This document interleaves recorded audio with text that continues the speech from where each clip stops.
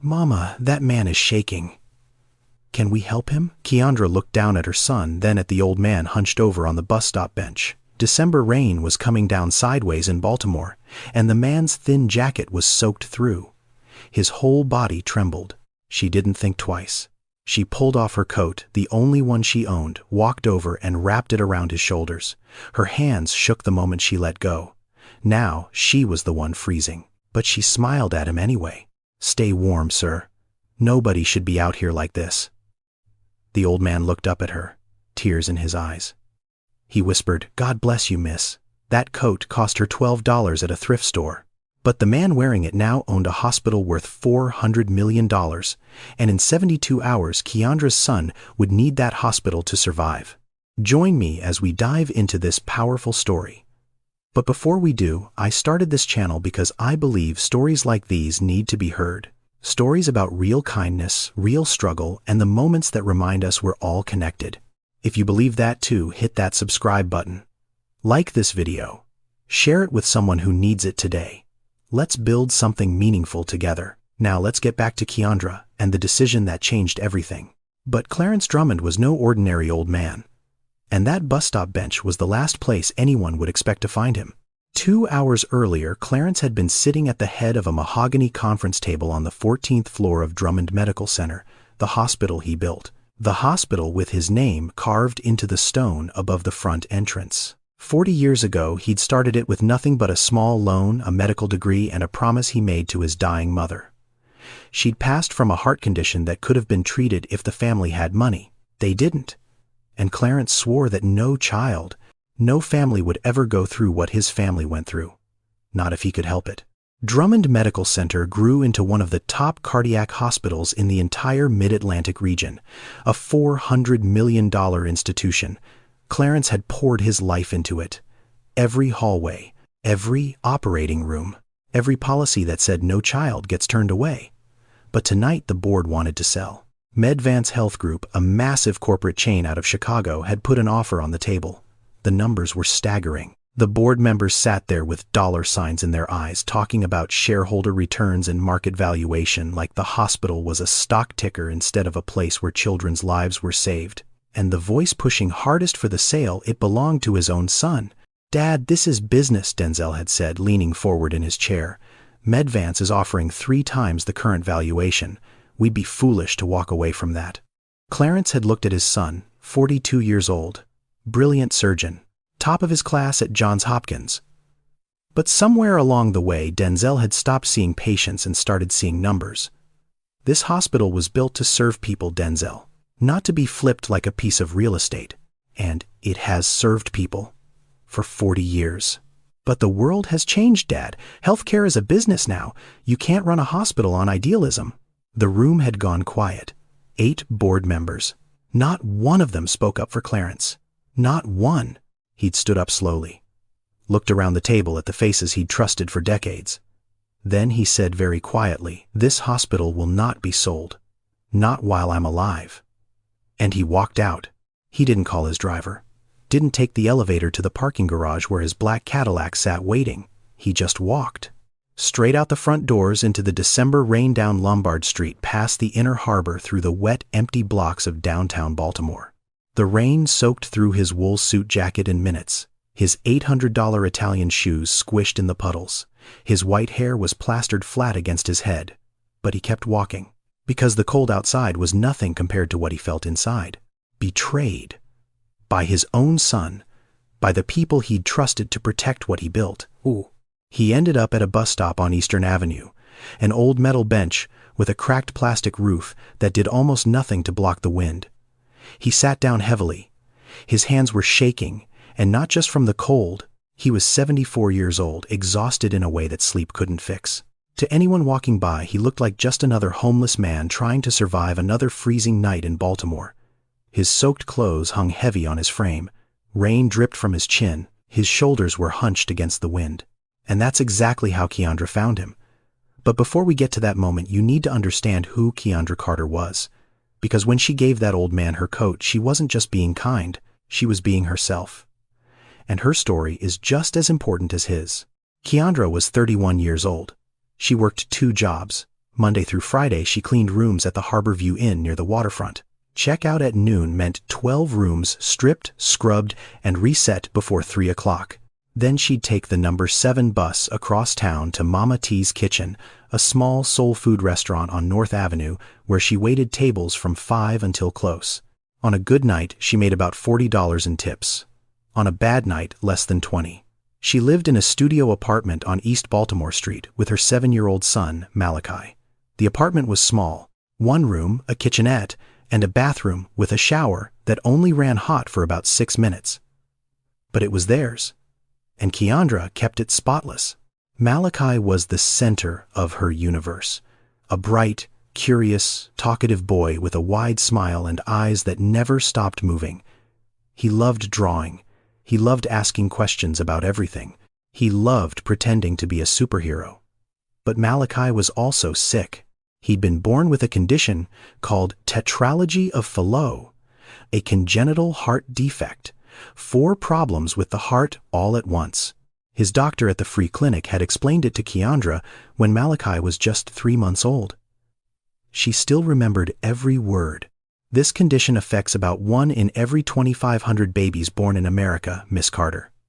Malachi's heart has a hole between the 2 lower chambers, and the valve leading to his lungs is too narrow. His blood isn't getting enough oxygen. That's why his lips turn blue sometimes. He'll need surgery, open heart surgery, ideally before he turns 8. Malachi was 7 now, and his 8th birthday was 4 months away. The surgery would cost somewhere between $180,000 and $250,000. Keandra's Medicaid covered part of it, but not nearly enough. She was still short more than $80,000. She'd called every number she could find, applied to every program, filled out every form. But the waiting lists were long, the approvals were slow, and the clock was ticking. That night, the night of the coat, Keandra had just finished her shift at Mama T's. She'd picked up Malachi from her mother Rashida's house in Park Heights. Rashida watched him every evening, while Keandra worked, feeding him dinner, helping him with his homework, making sure he took his heart medication at exactly 7:30.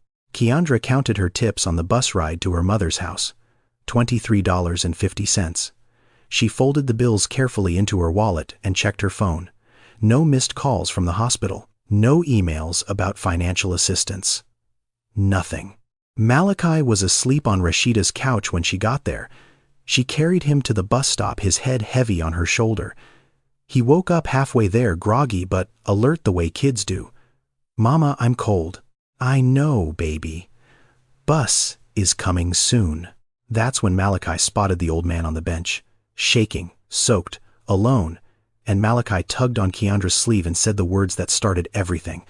"Now, here's what happened next, and I need you to pay close attention.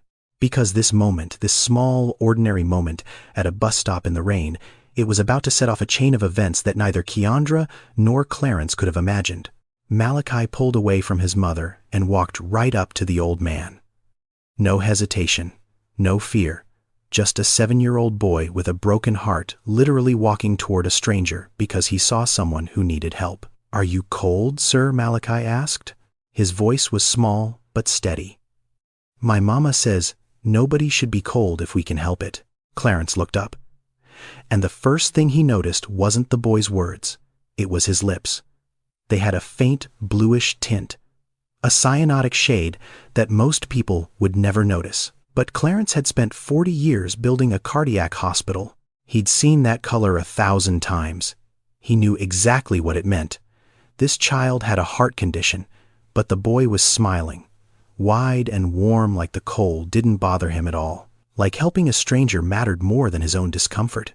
Before Clarence could respond, Keandra stepped forward. She was already pulling off her coat, a thin brown parka worn at the elbows with a zipper that stuck halfway up. She draped it over Clarence's shoulders carefully, the way you'd cover a sleeping child. "Oh no, miss," Clarence said, his voice weak from the cold. "I can't take your coat. You need it." Keandra shook her head. "I've survived worse than a little rain, sir. You need it more than I do right now." Her hands trembled as she pulled them back. Now she was the one standing in the freezing rain with nothing but a thin restaurant uniform. But she didn't flinch. She just stood there rubbing Malachi's shoulders to keep him warm and smiled at the old man like giving away her only coat was the most natural thing in the world. Clarence looked at her. Really looked at her. She was young, tired, the kind of tired that goes deeper than one long day. The kind that settles into your bones from months and years of not having enough. But her eyes were warm, full of something he hadn't seen in a long time. Genuine kindness. No calculation, no motive, just one human being caring about another. "God bless you, miss," he whispered. Keandra nodded. "You stay warm, okay? There's a shelter on Monument Street, about 6 blocks north. They'll take you in tonight." Headlights appeared down the block, the number 7 bus rumbling toward them through the rain. Keandra scooped Malachi up and headed for the curb. "Bye, mister," Malachi called out, waving over his mother's shoulder. "I hope you get warm." The bus doors opened. They got on. The doors closed. And Clarence sat there alone on that bench wearing a $12 coat that smelled like cooking oil and lavender shampoo. He pulled it tighter around his shoulders. It was thin. It was worn. It was the warmest thing he'd felt in years. For the first time that night, Clarence Drummond smiled. But he wasn't just smiling because of the coat. He was thinking about those blue lips, that little boy with the bright eyes and the broken heart, and the mother who gave away the only warmth she had because she saw someone who had less. Something shifted inside Clarence. Something he thought the board meeting had killed for good. Hope. He pulled out his phone, the one he always carried but hadn't touched all evening, and made a single call. "Odessa. It's Clarence. I need you to look into something for me first thing tomorrow morning." A boy. About 7 years old. His mother called him Malachi. The next morning, Clarence was at his desk before sunrise. He hadn't slept. Every time he closed his eyes, he saw that boy's face, those blue lips, that wide, fearless smile, and the mother who gave away her only coat like it was nothing.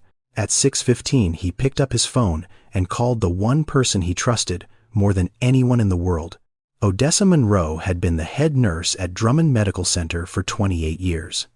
She'd been there before the hospital had a second floor, before the parking garage, before the fancy lobby with the marble floors. She'd been there when it was just Clarence and a handful of doctors working out of a converted warehouse on Pratt Street, stitching together a dream with duct tape and determination. Odessa picked up on the second ring. "Clarence Drummond calling me before the sun is up. This better be important. I need you to look into something for me. A patient. A child. His name is Malachi. About 7 years old. His mother's name is Keandra. I think they might be in our system." Odessa was quiet for a moment. "This about last night. You sounded strange when you called. Just look into it, Odessa, please." An hour later, Odessa called back, and what she told him made Clarence grip the edge of his desk so hard his knuckles turned white. Malachi Carter, 7 years old. Tetralogy of Fallot. He was referred to us 4 months ago by his pediatrician at the East Baltimore Free Clinic. He was scheduled for a surgical consultation with the cardiac team in October. She paused. It was canceled. Why? Financial. His mother has Medicaid, but it doesn't cover the full cost of the procedure. The billing department flagged the case. They required a deposit of $40,000 before they'd move forward with the consultation. She couldn't pay. Clarence closed his eyes. How many times did she call? 4 times. I pulled the phone records. She called 4 times over 6 weeks asking for an extension, asking if there was a payment plan, asking if there was any way at all. Every time she was told the same thing. Without the deposit, they couldn't schedule the surgery. Who told her that? The Financial Services Department. Following standard protocol. Standard protocol, Clarence repeated. The words tasted like ash in his mouth. Clarence, listen to me. Odessa's voice softened. This girl isn't some deadbeat. I looked at her file. She works 2 jobs. She applied to every assistance program in the state. Chip Mended Little Hearts, the Ronald McDonald House Fund. She even started one of those online fundraiser pages. She's raised $2,300 in 3 weeks.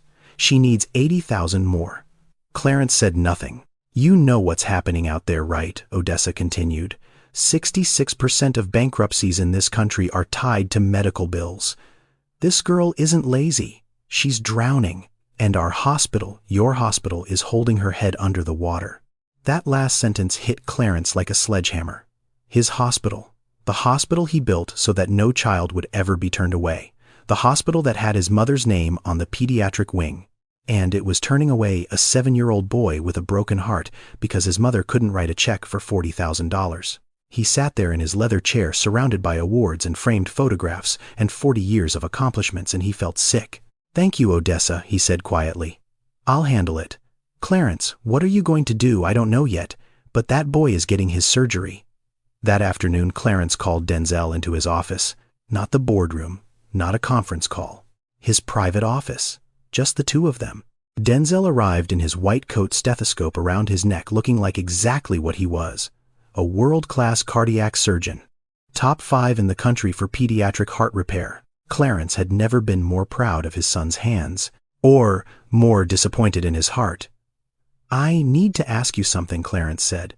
"If a 7-year-old child needed heart surgery and his family couldn't afford it, what should we do?" Denzel leaned back in his chair.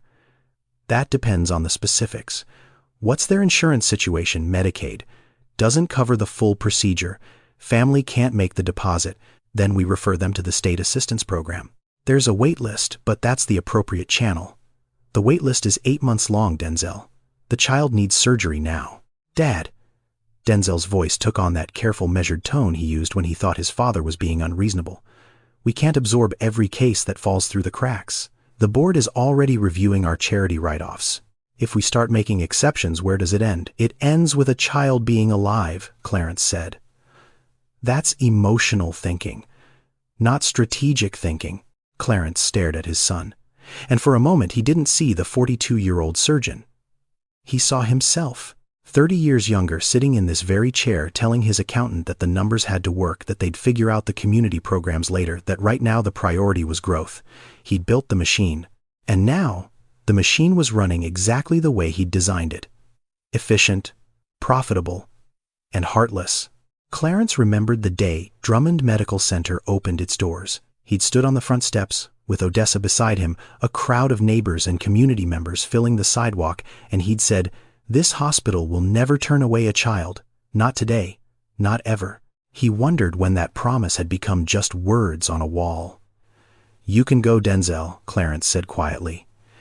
Denzel stood up. At the door he paused. "Dad, I know you care.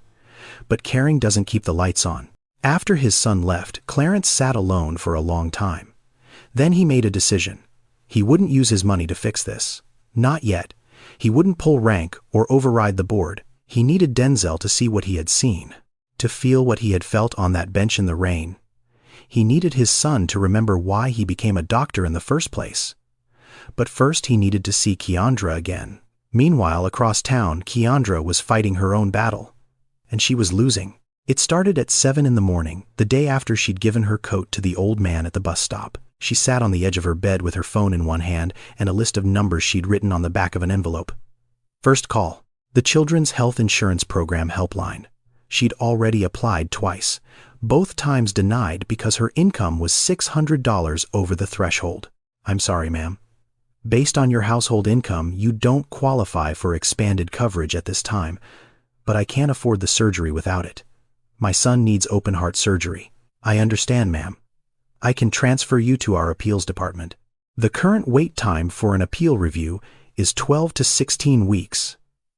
12 to 16 weeks. Malachi didn't have 12 to 16 weeks. Second call. Mended Little Hearts, a nonprofit that helps families with children who have congenital heart defects. The woman on the phone was kind, genuinely kind. But the answer was the same. "We have a grant program, but our current funding cycle is closed. Applications reopen in March. I can put you on the notification list." March was 3 months away. Third call. Ronald McDonald House.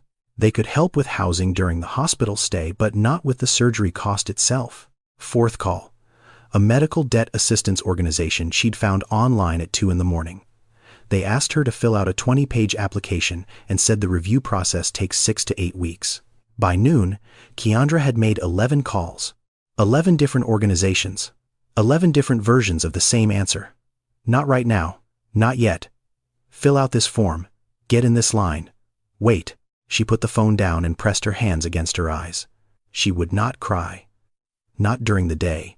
Crying was for 2 in the morning when Malachi was asleep and couldn't hear. That afternoon she picked Malachi up from school. Usually, he ran out the front door at full speed, backpack bouncing, shouting about his day before he even reached the car. Today, he walked. Slowly. His teacher, Miss Tanya, was beside him holding his hand. He had a rough afternoon, Miss Tanya said quietly. He got winded during recess. Had to sit out. He said his chest felt funny. Keandra knelt down in front of her son. His lips were darker than yesterday. That blue-purple tint that made her stomach drop every single time. "Hey, baby. How you feeling?" "I'm okay, Mama. Just tired." He smiled, but it didn't reach his eyes. "Can we go home?" That night, Keandra lay on the floor, next to Malachi's bed, listening to him breathe. She counted each inhale, each exhale, the way she'd done every night for months. His breathing was faster than last week. Shallower. She could hear it. At 9 o'clock, her mother called. "Mija, I've been thinking," Rashida said. "The house. I can sell the house. It's not worth much, but maybe 50,000-60,000. It's enough to get closer to what you need." "Mama, no. That house is everything you have." "Malachi is everything I have. I'm not letting you sell your home. I'll figure this out." "Keandra Marie Carter, you listen to me. You've been figuring this out alone for 7 years. Let me help." I said, "No, Mama." Keandra's voice cracked. "Please, I'll find a way." Rashida was quiet. Then softly, "Okay, baby. But the offer stands. Always." After they hung up, Keandra sat at the kitchen table. It was past 2 in the morning. The apartment was silent except for the hum of the refrigerator and the soft rhythm of Malachi breathing in the next room. She spread out the hospital bills on the table. The numbers blurred through her tears. $2,300 raised on GoFundMe, $80,000 still needed, and time was running out. She put her head down on the table and cried, silently, the way she always did, because Malachi could not hear his mother break, and she had no idea that the man she'd given her coat to was at that very moment planning something that would change everything. 3 days later, Clarence walked into Mama T's kitchen on North Avenue at 6:30 in the evening. He'd changed out of his usual suit. Instead, he wore a simple gray sweater, plain slacks, and a flat cap pulled low over his forehead. No watch, no cufflinks, nothing that would give him away. He looked like any retired man out for a quiet dinner. Odessa had told him where Keandra worked. He told himself he just wanted to see her one more time, to confirm what he already felt. But the truth was, he needed to. Something about that woman had gotten under his skin in a way nothing had in years. The restaurant was small, maybe 15 tables, half of them full. The smell of collard greens and fried chicken hit him the moment he walked in. It reminded him of his mother's kitchen. A lifetime ago, he sat at a corner table by the window and picked up the laminated menu. A moment later, Keandra appeared. She was wearing the restaurant's uniform, a plain black shirt and an apron tied at the waist. Her hair was pulled back. She looked tired, the same bone-deep tired he'd noticed at the bus stop, but she was smiling. A real smile. The kind that costs effort when you're running on empty. "Good evening, sir. Welcome to Mama T's. Can I get you something to drink?" Then she stopped. Her eyes went wide. "Oh my God, you're the man from the bus stop. The one from the other night." Clarence smiled. "Guilty. Are you okay? Did you find somewhere warm that night? I was worried about you." "I'm fine, miss. Better than fine, actually. That coat of yours saved me." Keandra's face relaxed into relief. "I'm so glad. I kept thinking about you. My son asked about you too. He wanted to know if the shaking man got warm. Your son. The little one who came up to me first. That's Malachi. He's got a big heart." She paused. Something flickered across her face. "Biggest heart I know. Even if it doesn't work quite right." Clarence leaned forward slightly. "What do you mean?" Keandra hesitated. She wasn't the type to unload her problems on strangers. But something about this old man felt safe. Maybe because he'd been vulnerable in front of her first. Maybe because he reminded her of her grandfather.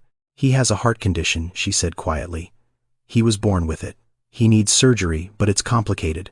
The cost is, well, it's a lot. We're working on it. I'm sorry to hear that. He seemed like a strong boy. He's the toughest kid I know." Her voice caught. Just for a second. Then she straightened up and smiled again. "He just needs a chance. That's all. Just a chance." Clarence nodded slowly. I believe he'll get one. Can I get you the smothered pork chops? That's the special tonight. Miss T makes them from scratch. They talked a little more while Keandra brought his food. She checked on him between other tables, always moving, always working. Clarence watched her. He noticed how she remembered every regular's name, how she refilled the sweet tea for the old couple in the corner without being asked, how she slipped an extra piece of cornbread onto the plate of an elderly woman eating alone. When a customer at table 4 snapped his fingers and complained that his food was cold, Keandra apologized warmly and had a fresh plate out in 4 minutes. No attitude, no eye roll, just grace under pressure. When Clarence finished his meal, he left a $100 bill folded under the edge of his plate. He stood up quietly, put on his cap, and headed for the door. He was halfway down the block when he heard footsteps behind him. Sir. Wait. Keandra caught up to him, slightly out of breath, holding the $100 bill. I think you made a mistake. You left a $100 bill. Your meal was only $14. Clarence looked at her. This woman, who needed $80,000, who was drowning in medical debt, who probably hadn't bought herself anything in months, was chasing him down the street to return money she thought he'd left by accident. It's not a mistake, sweetheart, he said gently. You earned it. Sir, I can't take this. It's too much. Then consider it a gift from a grateful old man who was cold and alone and who met someone kind enough to care. Keandra's eyes glistened. She opened her mouth to argue, then closed it. She folded the bill carefully and held it to her chest. Thank you, she whispered. You have no idea what this means. I think I do, Clarence said softly. Take care of that boy. He's lucky to have you. He turned and walked away into the evening. Behind him, Keandra stood on the sidewalk watching him go, holding $100 like it was made of gold. She didn't know his name. She didn't know he owned the hospital that had turned her son away. She didn't know that what happened next would change her life forever. But Clarence knew, and he was just getting started. 1 week later, everything fell apart. It was a Tuesday, 11:15 in the morning. Malachi was sitting at his desk in Miss Tanya's second-grade classroom at Barclay Elementary, coloring a picture of a rocket ship when he dropped his crayon. His hand went to his chest. His face went gray, and then he slid sideways off his chair and hit the floor. Miss Tanya screamed. 2 kids started crying.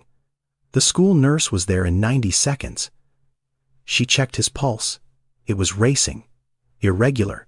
His lips were dark blue. His skin was cold and clammy. She called 911. The ambulance arrived in 7 minutes. The paramedics loaded Malachi onto a stretcher. He was conscious, but barely. His eyes were open, glassy, unfocused. He kept whispering one word over and over. Mama. The nearest hospital with a pediatric cardiac unit was Drummond Medical Center, 8 minutes away. The ambulance tore through the streets of East Baltimore with its sirens screaming. At 11:32, Keandra's phone rang. She was on the 4th floor of the Harbor View Inn stripping sheets off a king-size bed, room 412. She would remember that room number for the rest of her life. Miss Carter, this is Principal Watkins at Barclay Elementary. Your son, Malachi, collapsed in class. An ambulance has taken him to Drummond Medical Center. You need to get there now. Keandra dropped the sheets. She didn't grab her bag. She didn't clock out. She didn't tell her supervisor. She just ran.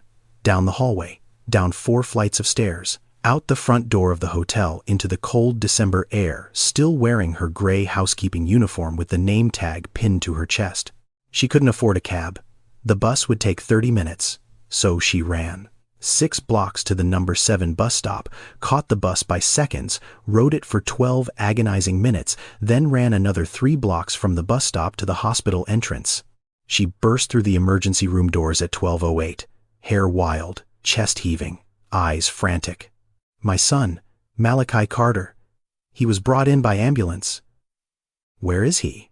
A nurse led her down a long white hallway to the pediatric emergency unit, and there was Malachi, her baby, lying on a hospital bed that looked too big for his small body, wires attached to his chest, an IV line in his arm, an oxygen mask over his face, monitors beeping in a steady mechanical rhythm. He looked so small, so fragile, like a leaf that the wind could carry away. Keandra grabbed his hand. It was cold. Baby, I'm here. Mama's here. Malachi's eyes fluttered open. He tried to smile beneath the oxygen mask. His voice came out thin, barely a whisper. Mama, don't cry. I'm okay. But he wasn't okay. And Keandra knew it. Doctor! Patterson, the attending cardiologist, pulled Keandra into the hallway 10 minutes later. He was a tall man with kind eyes and a voice that was clearly practiced at delivering bad news gently. Miss Carter, your son's condition has deteriorated significantly. The tetralogy of Fallot that was diagnosed earlier, it involves 4 structural defects in his heart. The hole between his ventricles, the narrowing of his pulmonary valve, the thickened right ventricle, and the displaced aorta. All 4 of these problems are now creating a critical situation. His blood oxygen levels are dangerously low. What does that mean? Keandra asked, though she already knew. It means he needs surgery. Open heart surgery. We need to repair all 4 defects at once. And we need to do it within 48 hours. If we wait longer than that, the risk of cardiac arrest increases substantially. 48 hours. 2 days. That was all the time her son had left. The estimated cost of the procedure is approximately $220,000, Dr. Patterson continued. I know that's a significant number, and I want you to know that our financial services team can work with you on options. I'll sign anything, Keandra said immediately. I'll pay anything. Whatever it takes. Just save my son. I understand. Let me connect you with our billing department. 20 minutes later, Keandra sat across from a woman in a beige blazer in a small office on the first floor. The woman had a computer screen in front of her and a practiced professional expression that held no warmth. Miss Carter, I've reviewed your insurance coverage. Your Medicaid plan covers a portion of the procedure, but there's a remaining balance of approximately $87,000. Without insurance approval or a deposit of at least $40,000, we're unable to schedule the surgery at this time. At this time, Keandra's voice cracked. My son could die in 48 hours. What do you mean, at this time? I understand your concern, and I'm sorry. But hospital policy requires financial clearance before we can proceed with elective surgical procedures. Elective? There is nothing elective about this. My 7-year-old son is upstairs right now with a broken heart, and you're telling me you won't fix it because I don't have $40,000? The woman looked down at her keyboard. I can give you a list of financial assistance programs and emergency funding sources. Some of them have expedited review processes. Keandra stared at her. The fluorescent lights buzzed overhead. The clock on the wall ticked, and for the first time in 7 years of fighting, Keandra had no idea what to do next. She walked back upstairs to Malachi's room. She sat down in the plastic chair beside his bed. She took his hand again. Malachi looked up at her. Mama, why are you sad? I'm not sad, baby. I'm just thinking. About what? About how much I love you. Malachi smiled. That wide, bright smile that could light up any room, even a hospital room, with beeping machines and fluorescent lights. I love you too, Mama. More than rocket ships. Keandra pressed his hand against her cheek and closed her eyes. 48 hours. $40,000. And a system that would let a child die over paperwork. She had never felt more alone in her life. But she wasn't alone. Because 2 floors up in an office with his name on the door, a phone was ringing. Odessa Monroe picked up on the first ring. She'd been waiting for this moment since the boy came through the emergency room doors. She dialed Clarence before her coffee was even cold. Clarence. It's Odessa. That boy you asked me about. Malachi Carter. He just came in through the ER. Silence on the other end. It's bad, Clarence. His oxygen levels are critical. He collapsed at school this morning. Dr. Patterson is stabilizing him now, but the surgery can't wait. He needs it within 48 hours. More silence. Then Clarence's voice, low and tight. Who's the surgeon on call for pediatric cardiac? Dr. Patterson can do a standard repair, but this case is complex. 4 defects. A 7-year-old's heart. This needs a specialist, Clarence. This needs the best. This needs Denzel. Yes. It does. Clarence was quiet for a long time. Through the phone, Odessa could hear him breathing. She'd known this man for 28 years. She knew what that silence meant. He was making a decision.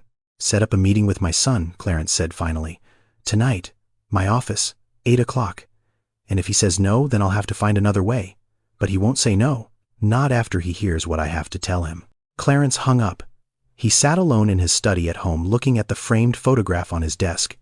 It was an old picture, black and white, of a woman holding a baby. His mother, holding him, taken 2 years before her heart gave out. He picked it up, held it for a long moment. "I'm not going to let this happen again, Mama," he whispered. "Not in my hospital, not on my watch." That evening, at 8 o'clock, sharp Denzel walked into his father's office at Drummond Medical Center. He was still in his scrubs. He'd been in surgery until 6:30, a routine valve replacement on a 60-year-old man with excellent insurance. The surgery had gone perfectly. It always did. Denzel's hands never failed him. It was his heart that had gone quiet. Clarence was standing by the window looking out at the Baltimore skyline. He didn't turn around when Denzel came in. "You said it was urgent." "Sit down, son." Denzel sat. He crossed his arms. His body language said everything. He was already defensive. Clarence turned around. And instead of giving an order, instead of pulling rank, instead of doing any of the things Denzel expected, he told a story. He told Denzel about the night it rained. About sitting on a bus stop bench, soaked to the bone after the board meeting. About a little boy who tugged on his mother's sleeve and said, "Mama, that man is shaking. Can we help him?" He told him about a woman who took off her only coat and wrapped it around a stranger's shoulders. A woman who was freezing and tired and barely surviving. A woman whose son needed a $220,000 surgery that she couldn't afford. "That woman's son is in this hospital right now," Clarence said. "Room 314, pediatric cardiac unit, Malachi Carter, 7 years old, tetralogy of Fallot. He needs surgery in the next 48 hours or he will die." And the billing department told his mother they can't schedule it without a $40,000 deposit. Denzel's jaw tightened. "Dad, I've heard this before. You can't fix the entire healthcare system by guilt-tripping me into doing free surgeries. I'm not trying to fix the entire healthcare system. I'm trying to save one boy."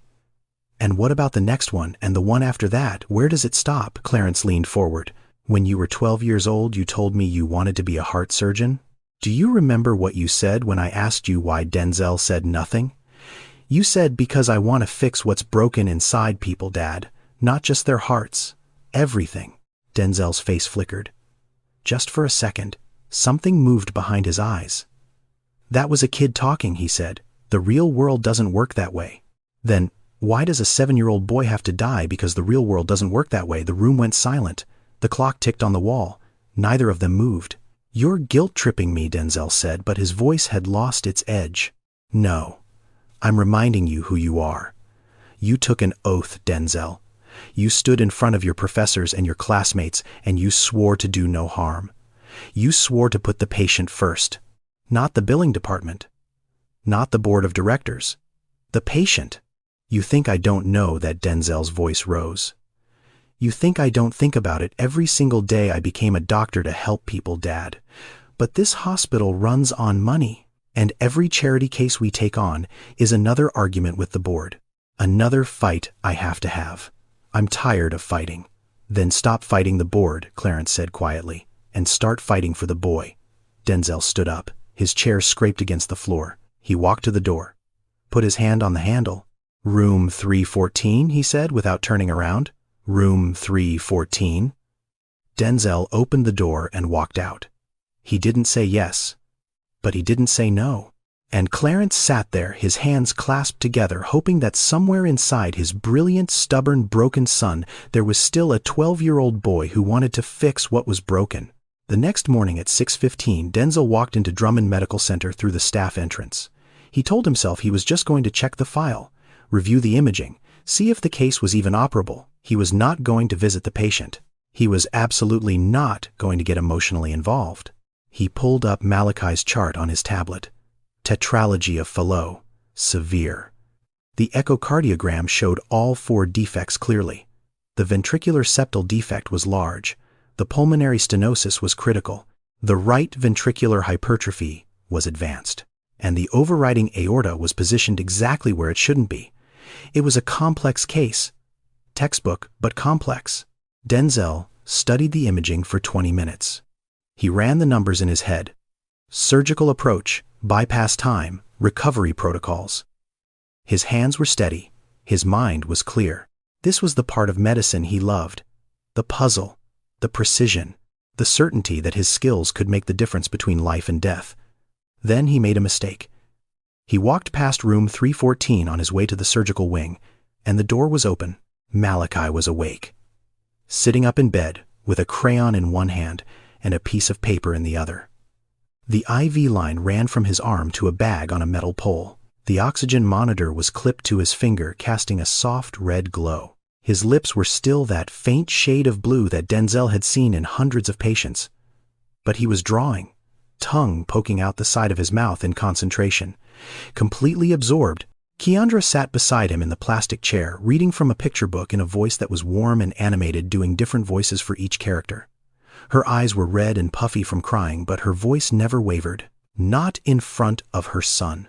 Malachi looked up and saw Denzel standing in the doorway. His face broke into a grin. "Hi, mister. Are you a doctor? You look like a doctor." Denzel hesitated. He should keep walking. He should review the file from his office. He should not do this. "Yes," he heard himself say. "I'm a doctor. Can you fix my heart, because my heart is broken? Like actually broken. Not like in the sad songs." Something cracked inside Denzel. Something he'd been holding together with schedules and spreadsheets and board meetings for years. He walked into the room. "I'm Dr. Drummond," he said. "What's your name?" "Malachi." "And this is my mama. She's a queen." Keandra looked up, startled. "Malachi, don't bother the doctor. He's not bothering me," Denzel said. He pulled up a chair and sat down next to the bed. "So, Malachi? What are you drawing?" Malachi held up the paper proudly. It was a crayon drawing of a woman wearing a large golden crown. She was smiling and had long curly hair. Behind her were stars and what appeared to be a castle. "That's my mama," Malachi said.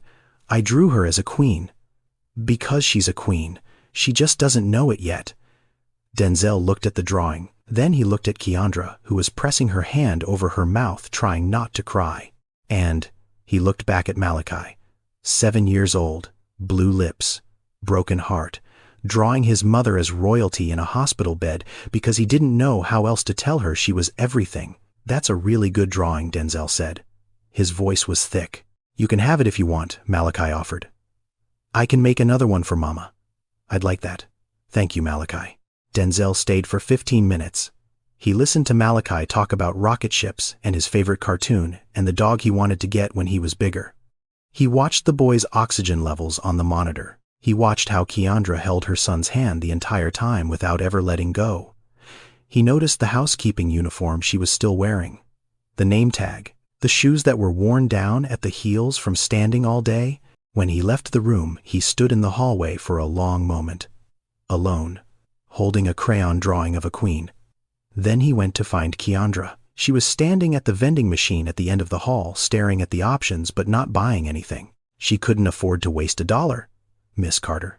She turned around. "I'm Dr. Denzel Drummond. I'm a pediatric cardiac surgeon. I've reviewed your son's case and his imaging. His condition is serious, but it's operable. I want to perform his surgery." Keandra's face went through 3 emotions in 2 seconds. Hope, confusion, fear. "I appreciate that, doctor. I really do. But I've already been told, without $40,000, they won't schedule the procedure, and I don't have it." "I've tried everything." Denzel looked at her. This woman who worked 2 jobs, who gave her coat to a stranger in the rain, who was standing in a hospital hallway in a housekeeping uniform trying to save her son's life. "I didn't ask about payment," he said. "I asked if you'd let me save your son." Keandra blinked. "What?" "The surgery. I'll do it. Tomorrow morning.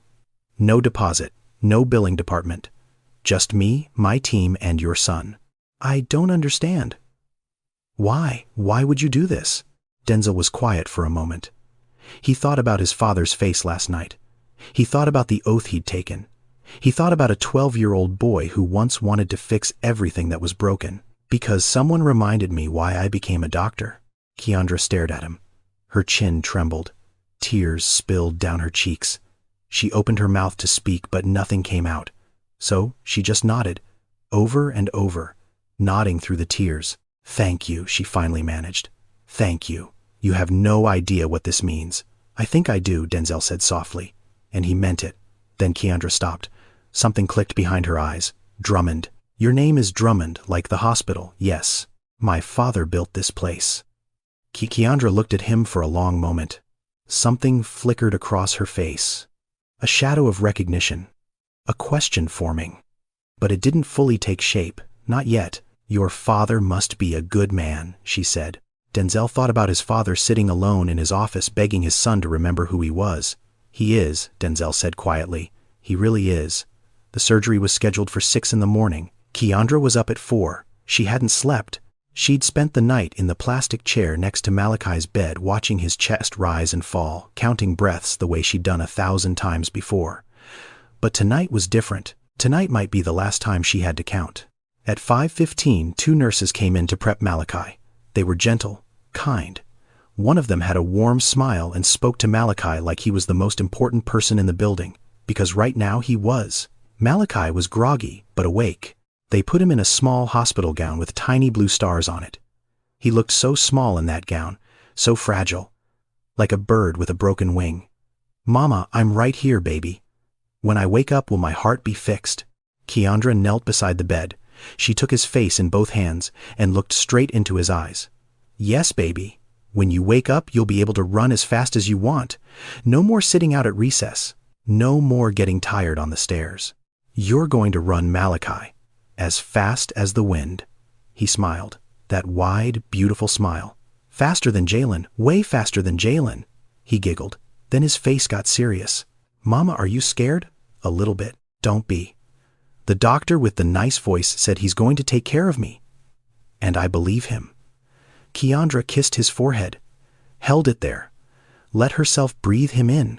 The smell of hospital soap and little boy sweat and something sweet underneath that was just Malachi. I love you more than anything in this world, she whispered. I love you more than rocket ships, Mama. The nurses wheeled him away at 5:45. Keandra walked beside the gurney, holding his hand until they reached the double doors that said surgical unit authorized personnel only. The nurse touched her arm gently. This is as far as you can go, Miss Carter. We'll take good care of him. Malachi waved. See you when I wake up, Mama. The doors swung shut, and Keandra stood there staring at those doors, her hand still reaching out for a hand that was no longer there. Rashida found her like that 5 minutes later. She wrapped her arms around her daughter and held on tight. Neither of them said a word. They just stood there in the hallway holding each other, while somewhere behind those doors a team of surgeons prepared to open a 7-year-old boy's chest and fix what had been broken since the day he was born. The waiting room was on the 3rd floor. Small, beige walls, plastic chairs, a television mounted in the corner playing the morning news on mute, a vending machine humming in the hallway, a clock on the wall with a second hand that seemed to move slower than any clock Keandra had ever seen. They sat down. Rashida pulled out a pair of knitting needles and a ball of yellow yarn from her bag. She started knitting. Not because she needed a scarf, because her hands needed something to do. If they were still, they would shake. At 7:30, Odessa came in carrying 2 cups of coffee. She set one in front of Keandra and one in front of Rashida. How are you holding up? Baby Odessa asked. Keandra looked at the coffee. She couldn't imagine drinking anything right now. Her stomach was a fist. What are they doing to him in there? Rashida asked quietly. Can you explain it to me, in words I can understand? Odessa sat down beside her. Right now, they've got Malachi on a heart-lung bypass machine. That means a machine is doing the work of his heart and lungs while the surgeons operate. Doctor, Drummond is going to close the hole between the 2 lower chambers of Malachi's heart. Then, he'll widen the pathway to the lungs so more blood can get through. He'll repair the pulmonary valve so it opens and closes properly. And he'll reposition the aorta so it draws blood from the right place. 4 things, Rashida said. They're fixing 4 things at once. Yes, ma'am. 4 defects, 1 surgery. It usually takes between 5 and 7 hours. Rashida nodded slowly. Her knitting needles never stopped moving. Click. Click. Click. And after Keandra asked, if it works? When it works, Odessa corrected gently. He'll be in the ICU for a few days. Then, recovery. Physical therapy. But if everything goes well in a few months, that boy will be running around like he was born brand new. Keandra closed her eyes. She pressed her palms together in her lap, and she prayed. Silently, the way her mother had taught her, the way her grandmother had taught her mother. 1 hour passed, 2 hours, 3. Keandra paced, back and forth across the small waiting room. 12 steps one way, 12 steps back. Her shoes made a soft sound on the linoleum floor, back and forth, back and forth. Rashida knitted. The yellow yarn grew into something shapeless and beautiful. Her lips moved silently. Prayers or counting stitches, maybe both. At 10 o'clock, a nurse came out. "He's doing well, doctor. Drummond is closing the septal defect now. Everything is on track." Keandra nodded. She couldn't speak. 4 hours. 5 hours. The vending machine hummed. The clock ticked. A nurse's shoes squeaked in the hallway. Someone paged a doctor over the intercom. The world kept moving. But in that waiting room, time had stopped. 2 floors above in his office, Clarence Drummond sat at his desk. His computer screen showed the security camera feed from the 3rd floor waiting room. He watched Keandra pace. He watched Rashida knit. He watched Odessa sit with them, patient and steady as a lighthouse. And for the first time in longer than he could remember, Clarence Drummond cried. Not for the hospital, not for the board, not for himself. He cried for a mother who gave her coat to a stranger and a boy who drew queens with crayons, and a world that made it so hard for good people to survive. He cried because his son was downstairs right now doing the thing he was born to do, saving a life, not for money, not for the board, for a child, the way it was always supposed to be. At 12:17 in the afternoon, 6 hours and 32 minutes after the surgery began, the double doors opened. Denzel walked out. He was still in his surgical gown. His mask was pulled down around his neck. His eyes were tired but clear. Keandra stopped pacing. Rashida put down her needles. The room went completely still. "Miss Carter." Keandra couldn't breathe. "The surgery was successful. We repaired all 4 defects. His heart is beating on its own, strong and steady. Malachi is going to be okay." For a moment nothing happened. The words hung in the air like they needed time to become real. Then Keandra's knees buckled. Rashida caught her, and they held each other sobbing right there in the middle of that beige waiting room with the muted television and the humming vending machine, crying so hard that a nurse passing by in the hallway stopped and pressed her hand to her chest. Keandra pulled away from her mother and reached for Denzel's hand. She took it in both of hers and held it tight. "Thank you," she said, her voice broken and beautiful. "Thank you for giving my son a chance." Denzel looked at her, and something in his face was different, softer, more open, like a window that had been shut for years had finally cracked open. "He gave me something too," Denzel said quietly. "He reminded me why this work matters." Odessa stood in the corner watching. She didn't say a word. She just smiled and wiped her eyes. An hour later, they let Keandra into the ICU. Malachi was asleep. Tubes ran from his arms and chest. An oxygen line sat beneath his nose. Wires connected him to a monitor that beeped softly with each heartbeat. But this time the rhythm was different. It was steady, even, strong. For the first time in 7 years, Malachi Carter's heart was beating the way it was supposed to. Keandra sat beside him. She took his small hand in hers. She didn't speak.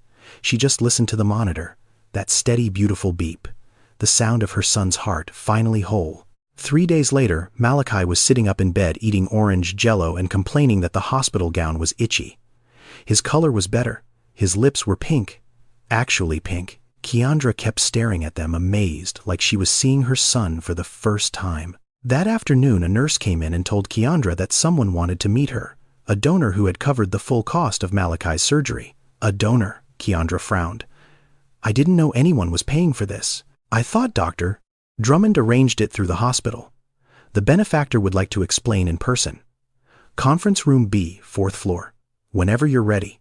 Keandra kissed Malachi's forehead, told Rashida to stay with him, and took the elevator to the 4th floor. She smoothed down her hair, straightened her clothes. She was still wearing the same jeans and sweater she'd been living in for 3 days. She pushed open the door to conference room B. A man sat at the far end of the table.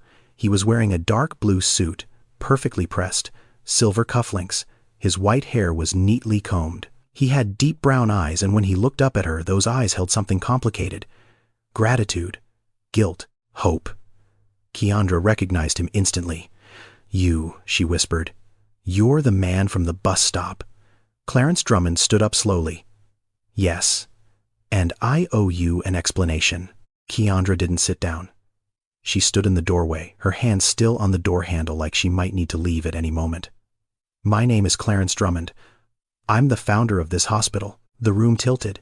Keandra felt like the floor had shifted beneath her feet. "That night at the bus stop," Clarence continued, "I wasn't pretending to be someone I'm not. I was at the lowest point of my life. I just walked out of a board meeting where my own son, my own flesh and blood, told me that saving this hospital's mission wasn't worth the financial cost. I was angry. I was heartbroken. I walked out into the rain because I didn't know where else to go." He paused. "And then a little boy tugged on his mother's sleeve and asked if they could help me." Keandra's jaw tightened. She was listening, but her eyes were guarded. "You gave me your coat, your only coat, in December, in the rain, and you didn't know who I was. You didn't know I could do anything for you. You just saw a man who was cold and you helped him." And then Keandra asked. Her voice was steady. "What happened after that?" "I found out who you were. I found out about Malachi, about his condition, and I discovered that my hospital, the hospital I built to serve families like yours, had turned your son away because of a billing policy."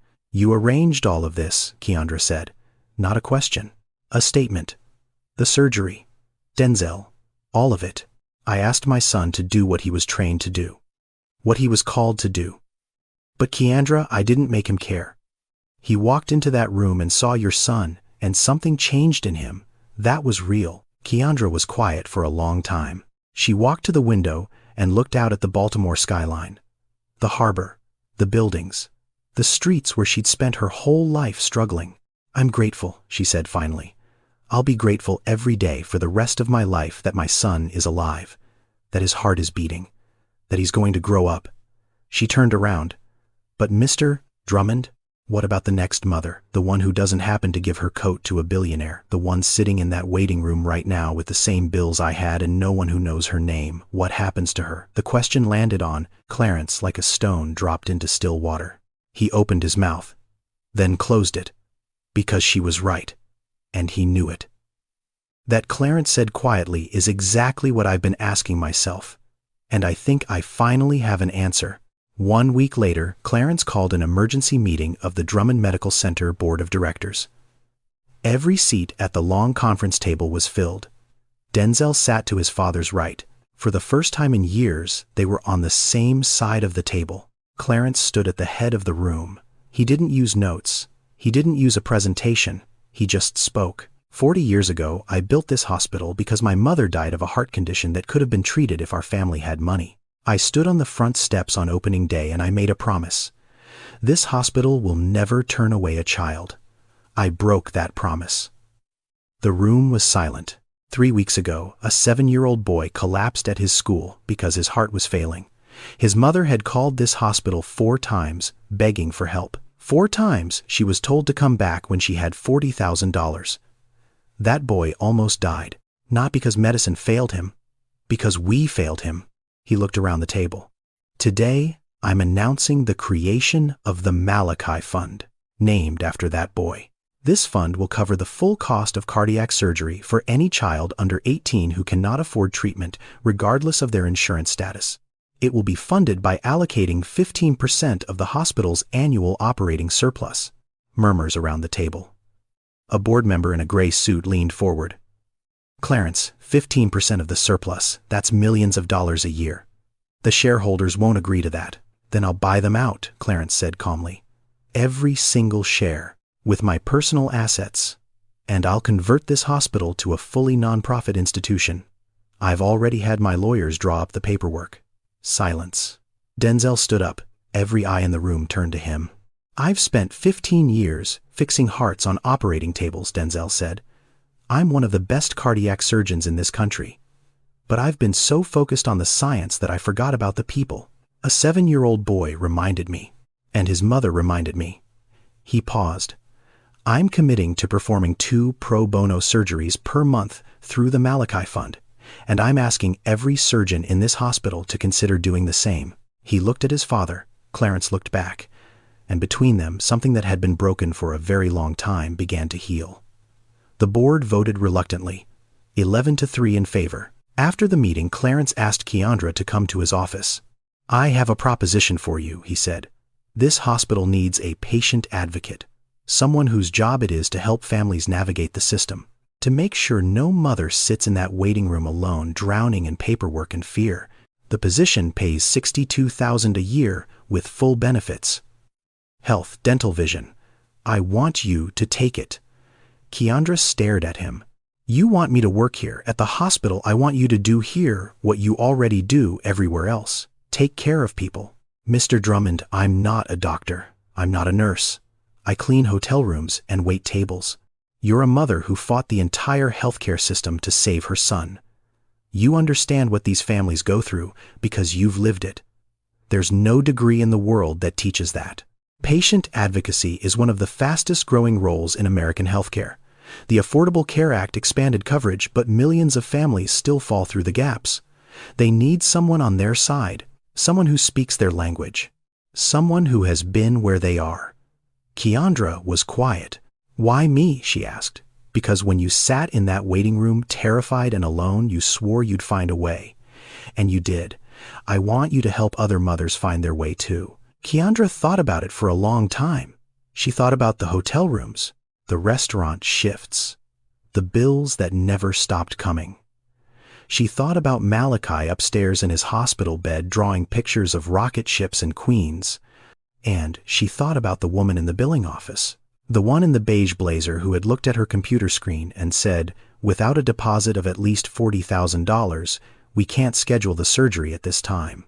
And how in that moment Keandra had felt more alone than she had ever felt in her life. "I'll do it," she said. "Not because of the money, because I know what it feels like to sit in that waiting room alone, and no one should have to feel that." Clarence smiled, a real smile, the kind that came from somewhere deep. "Welcome to Drummond Medical Center, Keandra." 1 year later, Malachi Carter was 8 years old, and he was running. Not jogging, not walking fast, running. Full speed, arms pumping, legs flying, across the schoolyard at Barclay Elementary, chasing Jalen Thompson in a race that he had been waiting his entire life to run. He crossed the finish line first. He threw his hands in the air. He wasn't even out of breath. Miss Tanya stood on the sideline, pressing her hand to her mouth. She remembered the day he'd collapsed in her classroom. She remembered calling 911. She remembered thinking she might never see that smile again. But here he was, smiling wider than ever, alive, whole, running. Across town, Keandra stood in the hallway of Drummond Medical Center. She was wearing a navy blue blazer and a name badge that said Patient Advocate. Her hair was pulled back neatly. Her shoes were new. In front of her, a young woman sat in a plastic chair, crying. She was holding a stack of medical bills in her hands and a referral letter for her daughter's cardiac surgery. The numbers on the paperwork were overwhelming. The fear on her face was familiar. Keandra knelt down in front of her. She took the woman's hands. "I know exactly how you feel," Keandra said, "and I'm going to help you through this. Every step. You are not alone." The woman looked up at her, hope breaking through the tears. In its first year, the Malachi Fund had provided full surgical funding for 47 children, 47 families who would have been turned away, 47 kids who got to run again. Denzel performed 2 pro bono surgeries every month. He started a mentorship program for young surgeons, teaching them that medicine was about more than precision. It was about people. He and Clarence had dinner together every Sunday night now. They didn't always agree, but they always showed up. Clarence still took walks through East Baltimore. Not in disguise. Not to test anyone. He walked because it kept him honest, because it reminded him that the world looked different from a bus stop bench than it did from a 14th floor office.